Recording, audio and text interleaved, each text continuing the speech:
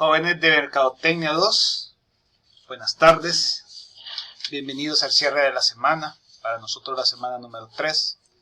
Esta semana ha estado muy interesante. Hemos visto una temática que yo considero que es como lo más bonito del mercadeo, lo más práctico, que es la parte de la estrategia. Estas 2 semanas, tanto la semana que estamos cerrando como la siguiente, nos ha tocado hablar y seguiremos hablando sobre los 3 pilares básicos del mercadeo estratégico, que son la segmentación, el posicionamiento y la diferenciación. Como les decía, para mí la parte más entretenida, la parte más divertida, porque es la que realmente nos hace pensar si la empresa va por un buen camino o debería de modificar. Sí es importante la parte del marketing operativo, que son las 4P, y su ampliación, por supuesto. Pero definitivamente esto es como un rompecabezas. La primera pieza de rompecabezas pues se llama segmentación. Ya aprendimos un poquito que los mercados son totalmente heterogéneos, que quiere decir que las personas que habitan en los mercados pues sentimos, pensamos, creemos, actuamos de diferente forma, tal como lo vimos la semana anterior en un pedacito del comportamiento del consumidor. Pero ¿cuál es el reto de mercadeo? Encontrar algunas características que todos tenemos en común. Y al encontrar esas características que todos tenemos en común, podemos realizar pequeñas porciones como si fuera un pastel, cortar una porción de ese pastel. A eso se le llama segmentar, hacer un pequeño grupo. Eso sí, supuestamente los grupos son homogéneos. Digo supuestamente porque aún en esos elementos que todos pensamos, sentimos, creemos, actuamos de diferente forma, pero ese pequeño detalle o esos 2 o 3 detalles que ya le vamos a llamar variables son las que nos hacen ser homogéneos. Existe una serie de variables realmente que vale la pena mencionarlas por ahí, pero quizás quiero recordar primero el proceso.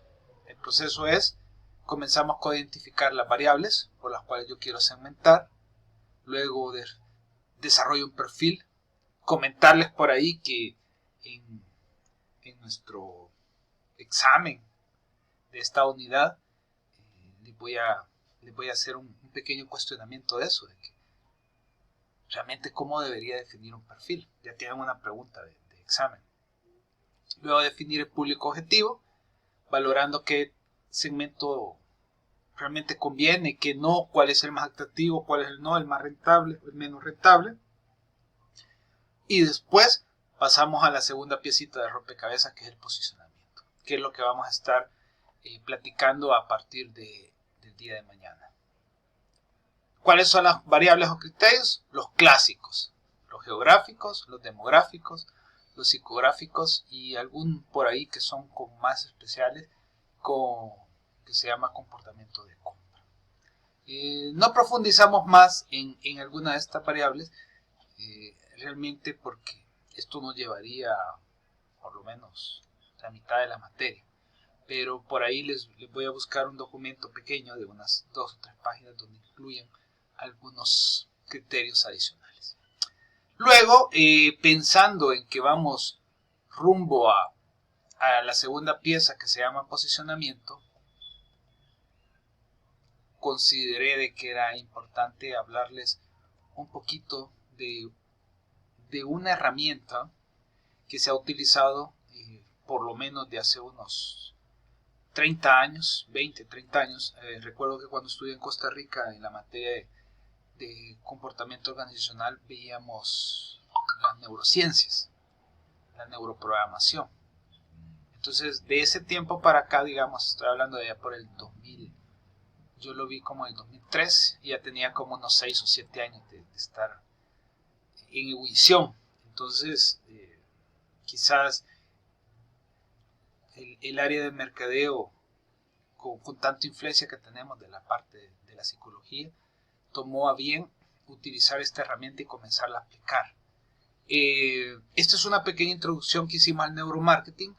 Y luego comentarles que esta semana vamos a ver la segunda parte, donde habrá algunos elementos todavía más interesantes. En esta primera parte, pues lo que se da a entender es la importancia de los sentidos. Nosotros lo conocemos como marketing sensorial, la parte que estudia el impacto que tienen los sentidos en las decisiones de las personas y cómo nosotros podemos aprovechar. Entonces, el neuromarketing lo único que hizo fue utilizar las ciencias de la neuroprogramación, que ya trabajan con los sentidos, y aplicarlo a las distintas etapas del proceso mercadológico. ¿Okay? Eso es básicamente lo que se hizo.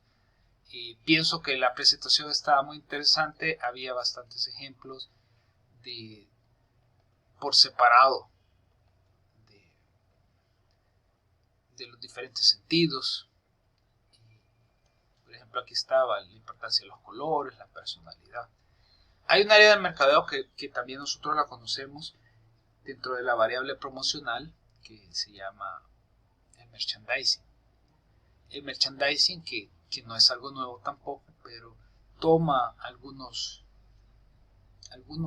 trazos, digamos, de las neurociencias, mostrando los colores, la forma, los tamaños, la colocación, etc. Y realmente vale la pena. Espero que cuando vayamos llegando al final de la materia podamos ver algunas cosas. Bueno, esto ha sido lo que hemos visto esta semana.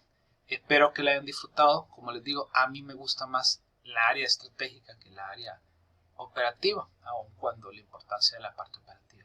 Pero dentro de la estrategia es cuando armamos como rompecabezas, qué pieza encaja con qué pieza. Nos vemos a partir del día de mañana, comenzando la última semana de nuestra primera unidad, y en la que vamos a aprender un poco sobre lo que es posicionamiento y diferenciación. Muchas gracias, joven.